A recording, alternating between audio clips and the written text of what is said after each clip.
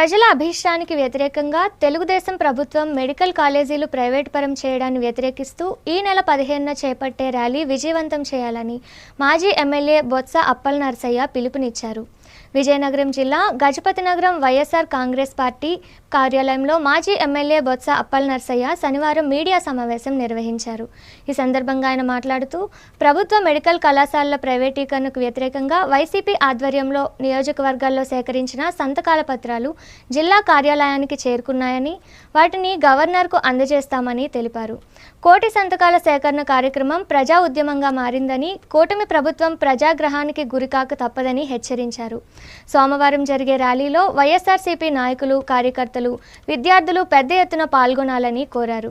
ఈ సమావేశంలో జడ్పీటీసీ గార తవుడు, మండల పార్టీ అధ్యక్షులు బూడి వెంకటరావు, యువజన విభాగం అధ్యక్షులు లక్ష్మణరావు తదితరులు పాల్గొన్నారు.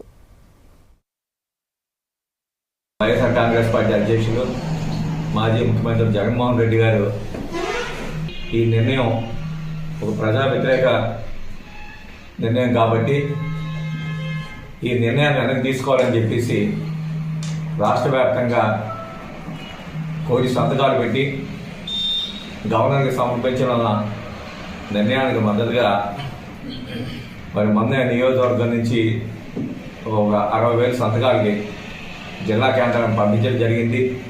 మరి ఈ జిల్లాకు సంబంధించి మరి 7 నియోజకవర్గం సుమారు 4 లక్షలు సంతకాలు సేకరించి రేపు 15వ తారీఖున అంటే సోమవారం నాడు ఉదయం 10 గంటలకి ఏదైతే రాజశేఖర విగ్రహం వెంకటేశ్వర థియేటర్ ఉందో అక్కడి నుంచి ఊరేగింపుగా మరి ఈ 4 లక్షల సంతకాలను తీసుకెళ్తూ అలాగే మున్సిపల్ ఆఫీస్ దగ్గర మరి బహిరంగ సభ ఏర్పాటు చేయడం జరిగింది.